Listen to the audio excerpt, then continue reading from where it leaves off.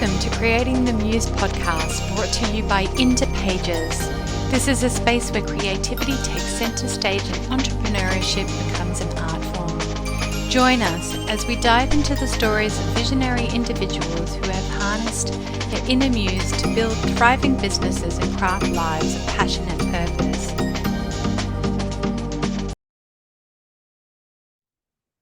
You. All right, you ready? Yeah. Welcome to another episode of Creating the Muse, the podcast where we delve into the world of artistry, creativity, and self-expression. I'm your host, Indiana Holly, and today we have the pleasure of interviewing Maree White, a supreme ballerina whose career has left a mark on the world of ballet. With a background steeped in ballet's rich history, Maree's evolution as a dancer and a teacher has been shaped by cultural landscapes and prestigious stages around the globe. From her formative years training in Europe to her mastery of the Russian Vaganova style in Vienna, Maree's journey embodies the essence of ballet as a universal language, a language that unifies dancers worldwide and preserves the art form's heritage. Join us as we explore Maree's remarkable career, her cross-cultural influences, and the transformative power of ballet as a vessel of expression and storytelling. Welcome, Maree, to the show. Hi. What an introduction. Thank you. Did I get it? Did I get the word? Almost. Almost. Oh my God. Almost. It's like you're driving really fast to a speed bump and you're like, You got it. okay, yeah. Just lie to me. Make me feel better about myself.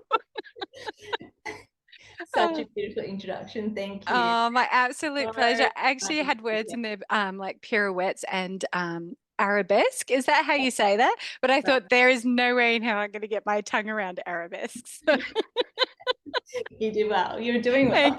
Thank you. Well, look, thank you so much for coming. You have no idea how much of I don't know. It's a real treat. It's kind of like the little indie within me. It's just like I get to interview a real live ballerina. Like you have no idea how much. As a child, I fawned over my mother's ballet books of Margot Fonteyn and Rudolph Niev, and it's just like being in a fantasy world and being able to interview a real life ballerina. So Amazing. totally amazing. My mum would be so happy. She was so chuffed when we did your feature, your spotlight feature. Yes, yeah. And I did the promo for you for that aspect, and she was like, "Oh, you could see," because she was a ballerina before she had me. So Where was just she? in Mount Isa. Oh, amazing. Yeah, so nothing as prestigious as what your journey in ballet, but I think she gave up ballet to have me. So, so I'm hoping it was worth it for her. Absolutely, I'm better. But look, for those that don't know who you are, what has your journey into the world of ballet and what initially inspired you to pursue dance? So let's dive on in. That's a big one. Yeah. Look, if I go right back, I was very fortunate. I think dance for me, I don't remember a time where I didn't want to dance. Oh, And it wow. was, I think, my earliest memories being 6 or 7. And I think for me it was this it was a whole fusion of things coming together. I could fully express myself. It was a challenge. I don't know why. But it really captivated me, and I had this inner dream or drive where, and obviously I didn't know at that age or even in 12 or 11 if I was going to be a professional dancer, but the joy of it was always there, and performing Just felt light you upward up. to me. Yeah. I love that so much. It's kind of like, as I said, my mum was a ballerina, so she tried to get me to do ballet, but I was too much of a tomboy, so I didn't appreciate it all. So it just shows you the difference in what's in you innately to want to And I see express that yourself. now, like, I look at it like, why did this like inspire me? Like from, it's a lot of training. Yeah. Oh, yeah, Like definitely. structured in certain ways, but I don't know. It was just something that, and you followed your heart's desire, and it I took think you it was around the world. yeah, where I could actually feel like I could fully express myself.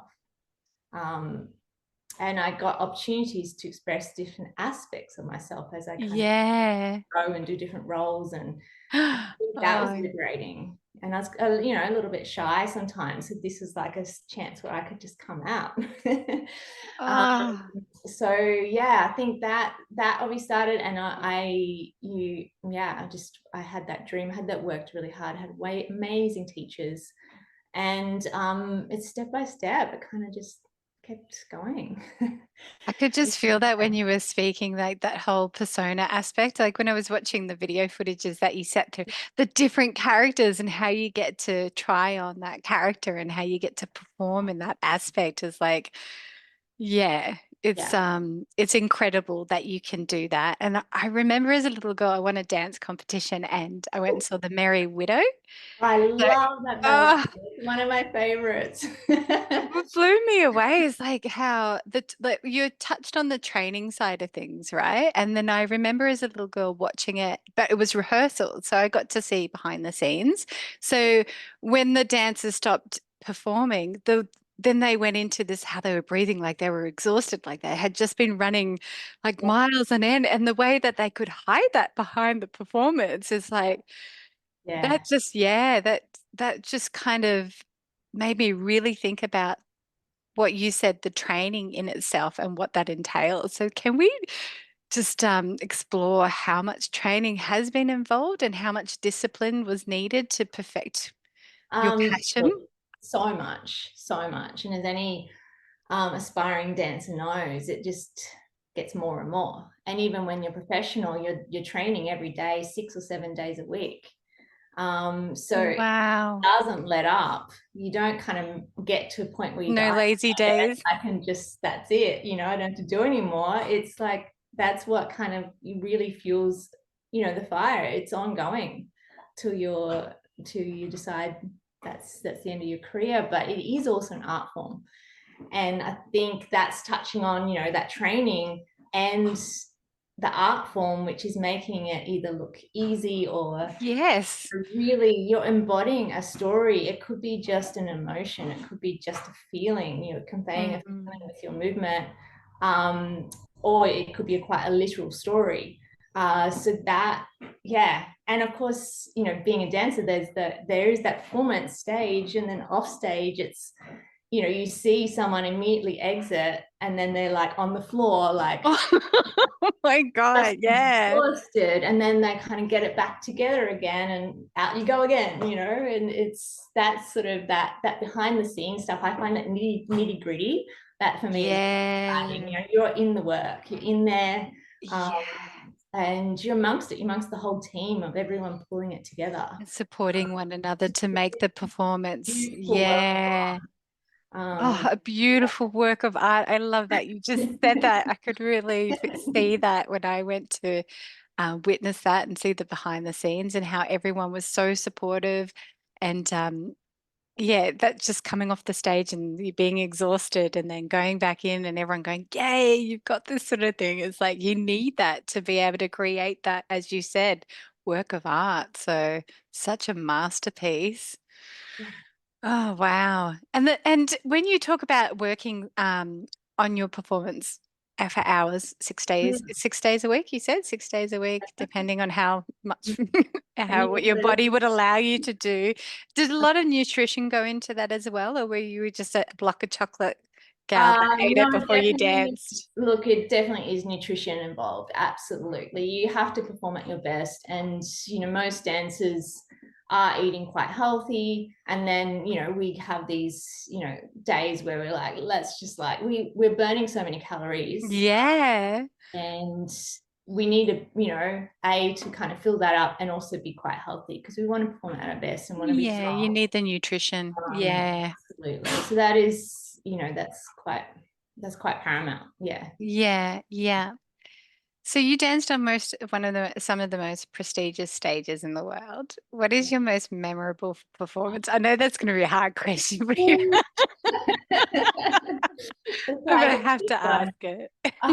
I mean, I've got a few, obviously, but I mean, dancing in Vienna, dancing with the Vienna State Ballet, Mm. and called Vienna State Opera Ballet, Swan Lake with them, and just their stage, the depth of their stage is just huge, and the history that's there, it's quite amazing, and the scenery that's involved has been set on that stage for a long time. So it was so elaborate, and just to sort of see that and be part of that was quite amazing. Wow. And yeah, and then I mean, danced in another one was dancing in one of the oldest theaters in Italy, and just sort of being in that, like the Oh, ornate oh, beauty, the acoustic is yes. divine, The and history, yeah, the fact that it's ancient. yeah, Yeah.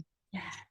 So I Just the can't. energy alone. I guess that's why your theme I picked for you was euphoria, because hearing you speak and being and just feeling into that and picturing like what it would feel to be on a stage with that surrounding and that It's atmosphere, divine. and oh, it just gives you It's just goosebumps. That inspiring is as a dancer. You kind of like, oh, the this is lights on my you, job. the I love doing outfit. this. Yeah, Yeah. It everything. is euphoric, isn't it? Yeah, it is. Definitely. Yeah, yeah. Oh, thank you for sharing that. And I guess the other aspect I wanted to delve in was like your approach to character development and storytelling as a dancer. Like, what is the process that it takes for you to be like you've done your practice, your dance steps and the script and everything like that. But what approach do you take to step into that character? I'm curious to explore that. It's quite a lot. I feel like we do have like the choreography is like a framework, um, but it's how you do the choreography and how you move, even walking on stage, depending what it is. So for me, and I coach some of my students, I asked them, I said, what if this was happening to you in real life, what would you be thinking? How would you be standing? What's your body stance? Are you crossing? Are you what I really encourage dancers to be real on stage. Mm, There is some traditional ballet movements that can be quite affected on certain ways, but if you do it with like the real emotion of, I'd be really angry if that happened, or mm, and be actually, what would I actually do? What look would I give? And mm. kind of feel it come from inside you. And it's that process of understanding what really is that character feeling, and then how can I bring it through my body. And then as a dancer, because it's our So you body is a can full feel art, it. it's Yeah. also moving it into our choreography. So what Yeah. moment do you hold a little longer? Where's your fingers or your arms? It's so goes out, out, out like that. But you're actually dancing from inside. So you're not, your inside is coming out. Yes, Not trying to yes, dance I like it. understand.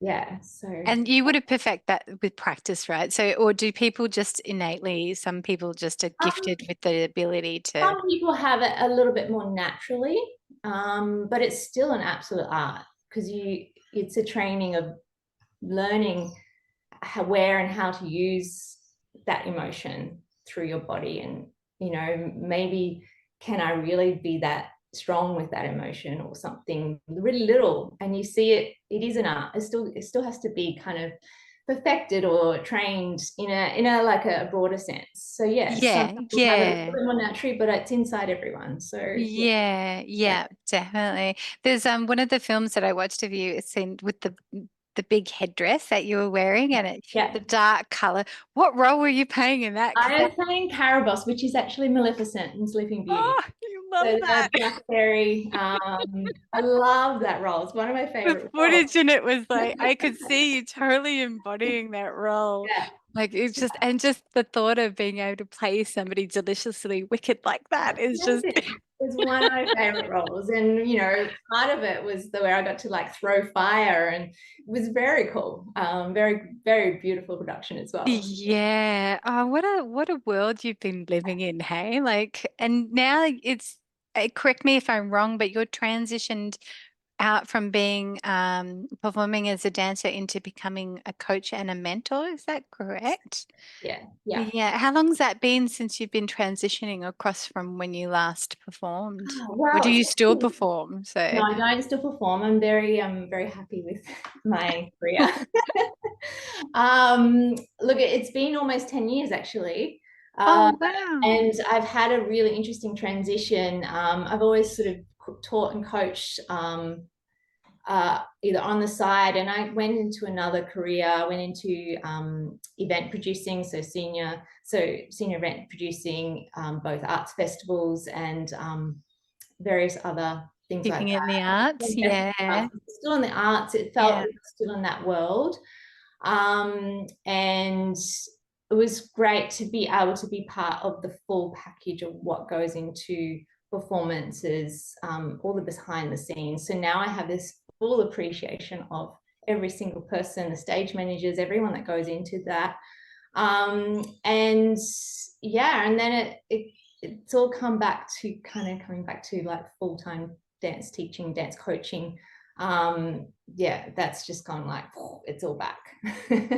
Wow, but now you're the teacher as opposed to being the one that was being taught. Yeah. And your studio's in Lennox Head, is it that correct? I teach in a very variety of schools. I've also do some Oh, okay. classes in Lennox, and then I'm invited in either a little bit more regularly or as a guest teacher in the broader area from Gold Coast to New South Wales. Yeah. Wow. So whatever you're up for grabs by the sounds of things, everyone Yes. just Yeah. wants to Yeah. share that in your expertise and Mm. your Yeah. the Yeah. And I expertise taught and from New regime. Zealand, Brisbane, yeah, So around it takes you Australia. everywhere. So you were Yeah. dancing globally and now you're teaching and mentoring globally. I love that. Yeah. That's No, it's it's a beautiful art form that does, if it does take dancers around the world, which is really lovely. yeah. A chance to, yeah. So I guess what I want to ask you is what is the biggest challenges you face since establishing yourself as a coach, like going into the business side of things? I think one is actually kind of really understanding your worth, all the experience that you bring with it. Like for me, I have 30 years experience, and that's, you know, internationally. So 30 really years. showcasing and really going, this is not just knowing this is what I know, but actually going, Mm. really kind of bringing that out. So that is, very pivotal. That's a real challenge to kind of go, okay, hang on, this is where I sit in this field, and yeah, this is what I And have. owning it for Yeah. 30 years. So it would just be like autopilot for you, wouldn't it? Yes. So you kind of sometimes I think perhaps what seems natural to to my to myself, it's something that someone else would really like to have or experience or be mentored in. So so now I'm really understanding what I have to offer and what that can be. So that I think it's, yeah, really knowing, this is what I have to share, and this student can really benefit from this. Oh, how Yeah. beautiful. What a beautiful way to give back and be able to tell that, your life's journey to somebody and share that for them Yeah. to really empower them in that And field. essentially also I want to bring it out in them, foster that inside them. Yes. With, ballet training, it's heavily technical, but at the same time it's everything. It's the way of movement. And I'm fortunate to be around, there's different fields of training, and I'm fortunate to have trained in a number of them, and also being around them in sort of companies, people that have trained in Italy or England or Russia, France. It all comes together, and they have different ways of moving, and different ways of training to be able to bring that into the training, or expose them to different ways of movement, can be, yeah, really inspiring, can lift their performance in certain ways. And Yeah, yeah, wow. So I have to ask the difference between where do you sit? Are you I know there seems to be a real divide between being classically trained and contemporary. So where do you sit in the spectrum? For me, I'm Yeah. classically trained. Um, Yeah. as a classical dancer, when you usually in most companies, you have to be able to perform contemporary because a lot of the new works are contemporary, Wow. Yeah. and which is liberating. And I obviously trained, I did different forms of dance when I was growing up. And so it's definitely a fusion, both help the other. Yes. The training Wow. contemporary, and contemporary, helps the classical, it helps you move in different ways. So both, you have to You're have integrating both. both. And then you'll Yeah. naturally, a person may have a focus, or they're quite well rounded and have both that are really quite strong. But I've seen ballet dancers, professional ballet dancers, gone and dance in Sydney Dance Company or Netherlands Dance Theatre around the world, move into contemporary companies.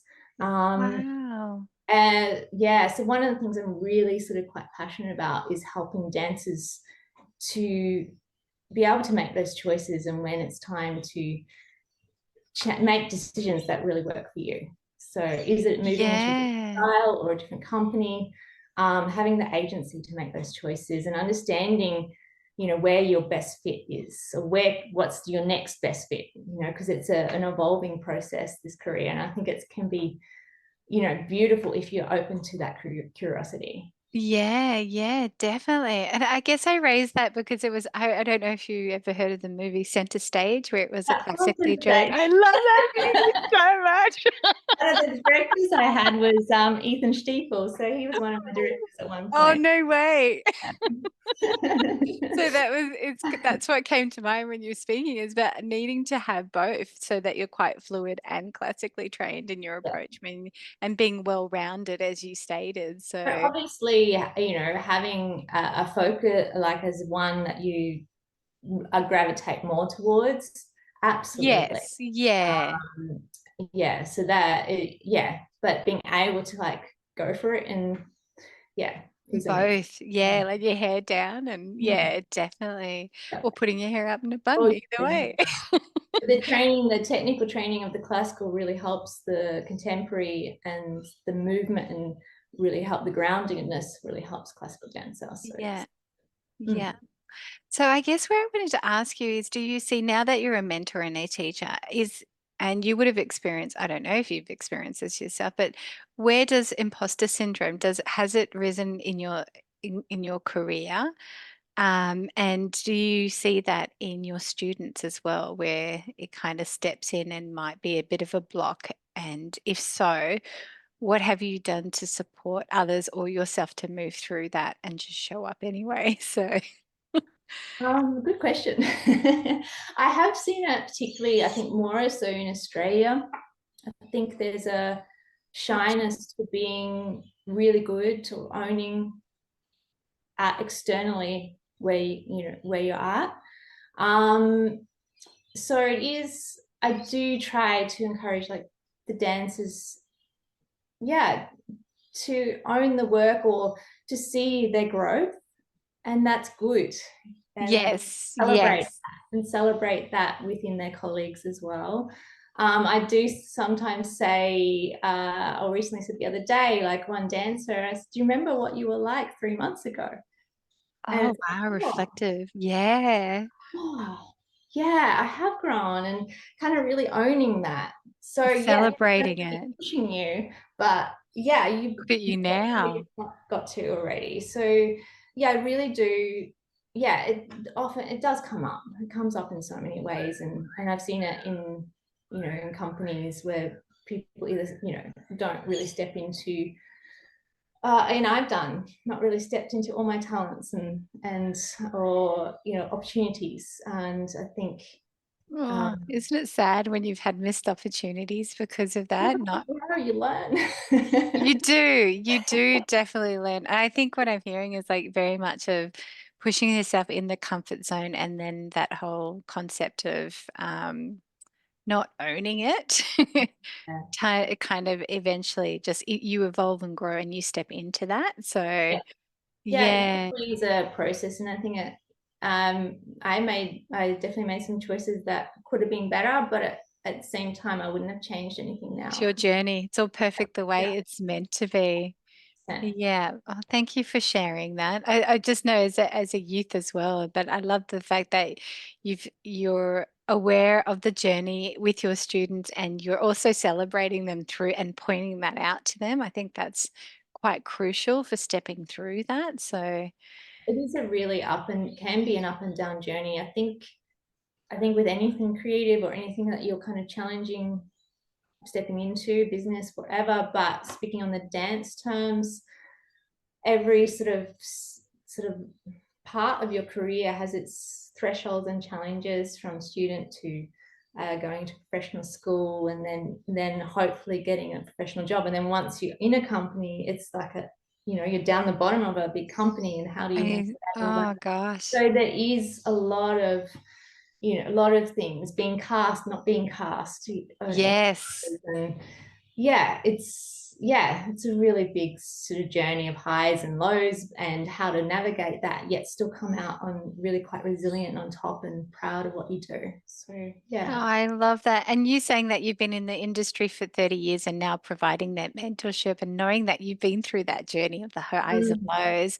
And I guess it gets to a point where it's you have that imposter syndrome along the journey, but then you step into having that knowing. And then like I said, it just does become autopilot because you just know. So there is no longer, yeah, for what was, maybe not Yeah, saying that it is for what yeah, no, is a new moving lens there. forward. Yeah, there's always different challenges in life, which keeps things good, Yeah, it keeps you challenged, keeps you yeah, growing and evolving. yeah. And I just wanted to point out, you said you noticed a lot in Australia because we do have the tall poppy syndrome in Australia. So, what is the difference between Australians and dancing in the European dancers? Do they own that more so and not have that fear of shining too bright? Or Look, I think it's still very, we're all still human. yes, yeah. That still comes through in everyone. So don't think any culture is immune. Oh, really? I thought you were going to say they just own it because But it is a little bit, I felt, if I can speak from memory, from Europe, it has a bit more of the history, I think, shines through. And it's quite a celebrated art form. So I think that really, I'm not sure how to put it. Yeah, they do own it maybe their culture can be a bit more direct, or in some, yeah, they do own things a little bit more, but differently. But yeah, they still have their, the they're strengths and still their human, weaknesses. still have our fears, our, self-sabotage moments, like that's all there. Yeah, yeah, And it's a very competitive industry, so it can, you have to be able to be resilient with what comes out your way. yeah, Still yeah, have that vision, definitely. and yeah, keep going, Yeah. keep training, keep working hard.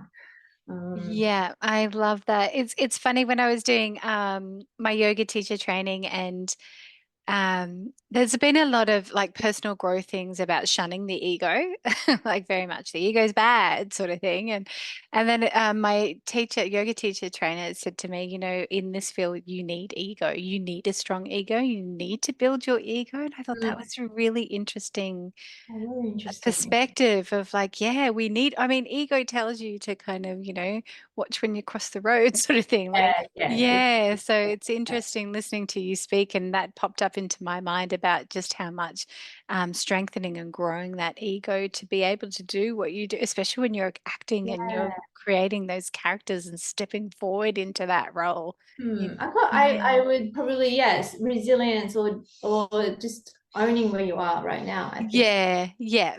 um, Yeah. Definitely. really valuing your, yeah, if it's a dancer, your strength, both physically and as an artist. And I think there can be moments where, yeah, where self-doubt comes in, or you get injured, or there's a journey involved, but then you build it back up. Yes, yes, definitely. You get knocked out and you Yeah. keep getting back up, baby. I mean, clearly, unless you wouldn't have stuck around for 30 years, eh? Yep. So tell me, what are your aspirations and goals for the future, both personally and professionally? What's next for Maree? Well, next, just definitely expanding the teaching. I feel like I'm moving into, more and more working with dancers. Particularly, I would like, the elite level, those that really would like to make it a career. I feel like I've got a lot to share in that space. So I'm really looking forward to just doing more. It's pretty much it. Yeah, still Doing just more, diving more into your yeah, passion, see where it takes you. yeah. Any new travels coming up that you're going to be speaking at? Anything exciting? Oh, nothing like that I can really say right now. Yeah, Okay, fair. but it might be in the cards. Fair enough. But yeah, watch your space. Yeah, oh, I love that so Yeah, much. And I cannot wait to share. yeah. Thank you so much for your beautiful footage. And I cannot wait to share that through your promo for the cover Thank feature you. of the next issue of Creating the Muse. And And having a lineup of contributors that have fed into that theme, your theme of euphoria. So what an I hope we amazing do thing. you proud. Such an amazing thing. Like when you said that, I was like, oh, this is so good. Like it's embodies so much of, yeah. Yeah, I love that I could Of, shine a light on you. I mean, my little, like I said, my inner child was like, yes, a ballet dancer. And I'm being able to weave that through into and interview you. Like that is such an honor and such a privilege to be able to do that as well. So a big shout out to our mutual friend Mallory Formosa for amazing. connecting us. And through that interaction, that connection, then I saw how well she wrote and I was like, hey. Yeah. Yeah, that's amazing. Wow. Absolutely amazing. So I guess what we'll do is we'll wrap up. We will wrap up soon, but I want to head into the rapid fire questions, and then we'll explore how people can find you. But actually, before we move into that, I just want to ask a quick question about um, somebody who does want to step into ballet as an art, who is terrified to do so. But Mm. has that desire that you always had since you were a little girl? What advice would you give to them to take the leap and just do it? Just go, even, at all ages too, in the sense of if you've an adult and you want to experience ballet, go and do some adult ballet classes. I provide some as well. Oh, For that really? reason, I think we should be dancing at all ages. I don't think it's Yes. something limited to the youth. But if you want to be a professional dancer, then that's, you do have to start when you're younger. But Yeah, yeah. if you're, just go, find a teacher, go. Yes. And it's time as well. Like you have to dedicate the time and allow yourself to not feel great for the first few classes or something. It's going to feel a little Not be bit able to walk. challenging. And you're using these muscles and but go fuel that fire. Oh, I And love that. obviously, if you're going towards elite training, then step by step, step by step. Yeah. That is amazing. And I love that you teach adults as well. Yes. And I think if anything, we need that more as adults because of mobility and agility and keeping Joy. yeah, joy. Yes. Oh, and just the thought of just being able to put a costume on and get your hair and makeup done and go into the stage with the bright lights where you feel like you're going to melt, but you don't care because Like I think dance, all aspects of dance should really, embrace that and now, yeah. Yeah. Are you doing ballet only or are you doing other forms of dance as well? For the adults, I teach ballet and contemporary. But I usually like to focus more on the ballet for the younger students, for Of the course. in How university. young is your youngest? Like I can visualize these cute little two. Oh, I've taught. I usually focus on the teenagers, so I'm kind of a little Oh, bit not the more. wee ones. The odd time I've taught a little bit younger, but I feel a little bit more comfortable teaching the teenagers. Yeah, I don't think you'd be able to Not the other wrangle way them in. around. But yeah, so I'm definitely teaching the older, the senior groups. Yeah, fair enough. Yeah, I don't know how you'd be able to teach the little ones running around like that. It looks so cute, but you They wouldn't are get anything. adorable. They are amazing. And just so teaching the young ones, inspiring them and creating that foundation is so important. Yeah, definitely. Unless you're like me and you just wanted to go and play with your skateboard and ride your BMX bike. That's correct. Kicking myself, considering how much I love it now. Like, seriously. Adult ballet classes, fine. I wish I knew that when I was there. I can't believe I was so close to you. Never. It would be amazing for you to It come. would have been so amazing and so much fun. And like you said, um, just knowing that you when you first turn up, you have no idea what you're going to do and you feel clunky but it's okay to suck and it's fun to suck. Yeah. Because if you without sucking, you would never be able to perfect it. Do you know what I mean? You have to fail miserably to be able to learn from that. So you're learning to move your whole body, and which is so many moving parts. yeah, definitely. You think of one thing, you forget about the other, and when you sort of at every stage really sometimes. Yeah, definitely. All right, well, let's turn into rapid fire questions. I think we'll just start with what does creating the muse mean to you and your artistic expression in both business and or life? So, Well, for me, it just inspires finding the muse within. So I'm really passionate about you are the muse. I think with a dance career, sometimes you think a choreographer is you're going to be muse for a choreographer or someone else, but no, you are the muse. You're your own story. So I'm really really passionate about really activating that.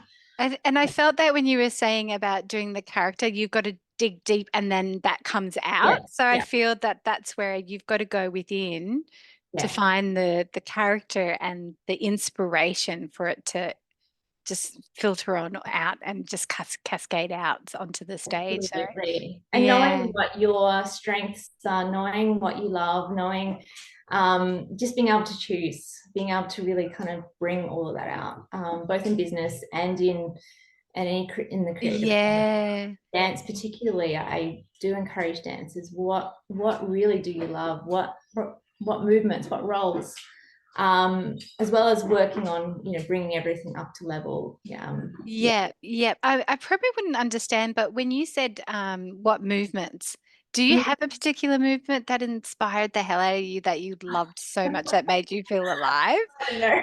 Too many. Way too broad. Yeah. Some young dancers can go, I like this step, this step, this step. And I think now I'm a bit blank. I think I like a lot of it. I like being able to, I think I like the style of movement where I can move to the extreme, which means using the classical technique, and it's sort of using like the length of your legs to the longest capacity of your body, your arms. So really kind of moving in the broad space. I love that. Makes you all feel alive by the sounds of things. So I have to ask you, what are your feet like now after dancing 30 years? Now they're amazing. Oh, really? You've done happy. But I think it took a little while for that to calm down. But took a while. I think any kind of like bunions sometimes can come. I think it's sometimes a bit more hereditary and things like that. Oh, interesting. I had calluses and constant bruised toenails. And lots of bleeding. Now they're just like happy. Normal feet. Normal feet. the nice, normal coastal feet now that you're on the ocean. So I had to ask. So asking about another broad question is about books. So I don't know if you're an avid book reader, but I'm going to ask it anyway. So what is your all-time favorite book that has had a significant impact on you, either in business or again in your creativity? So many. I feel like this is going to be the response to all. I know.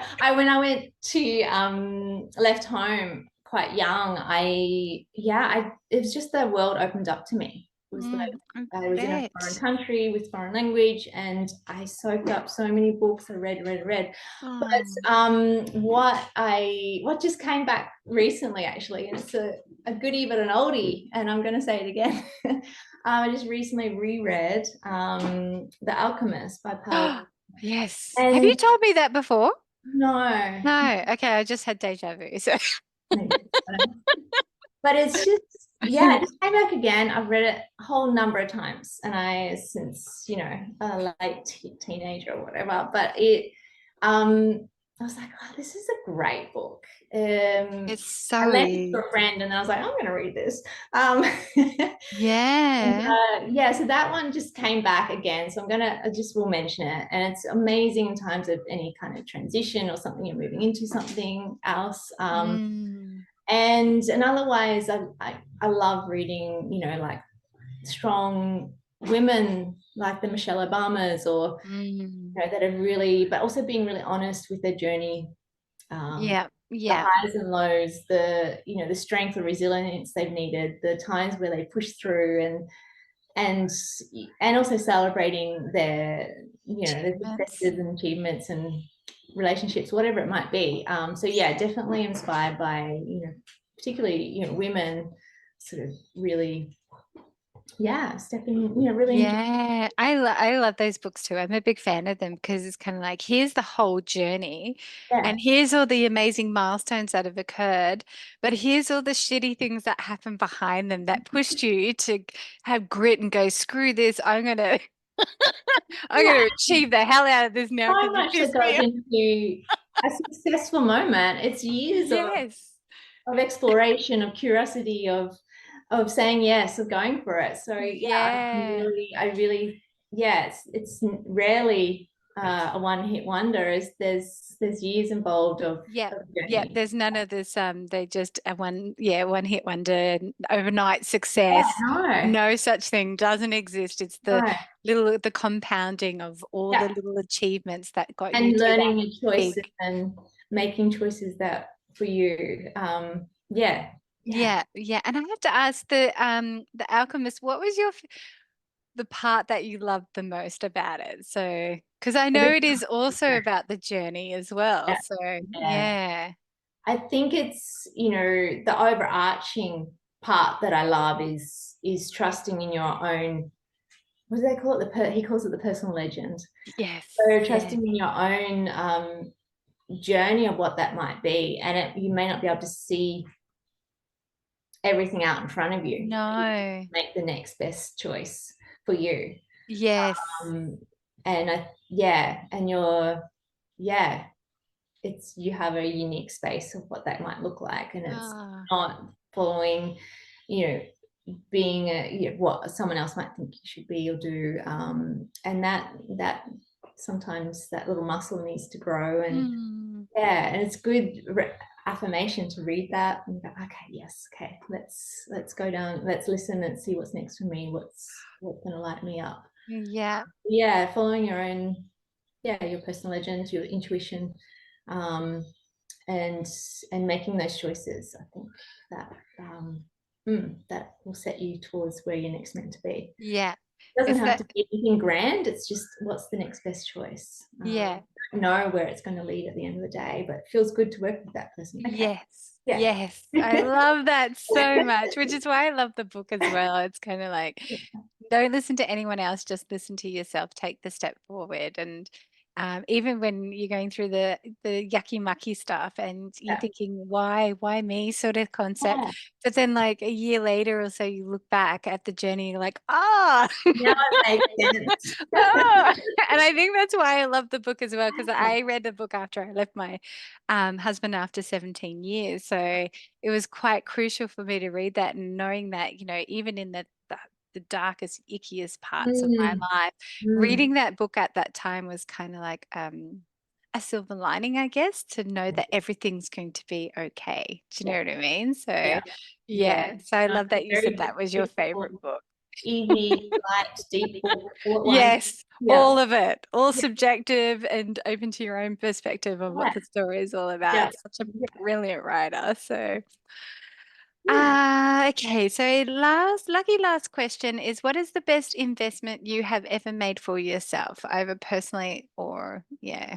I reckon just personally. Let's go with that. Yeah, let's go personally. Well, hands down is investing in my own personal development. Yeah, I think more recently, when I got a little bit burnt out, which is pre-COVID, and I knew some things needed to change, and to get back in touch with my body, I did yoga teacher training and then a couple other courses, and then I even went down energy work and became a master teacher of that. And I think all of that is about my own healing, my Yeah. own peeling back the onion layers, and yeah, like for me, I guess my takeaway is that it kind of helped me to trust my own intuition more, set those boundaries, and It's a big one. really show up authentically more and more of what your values are. Like through that, what are my values?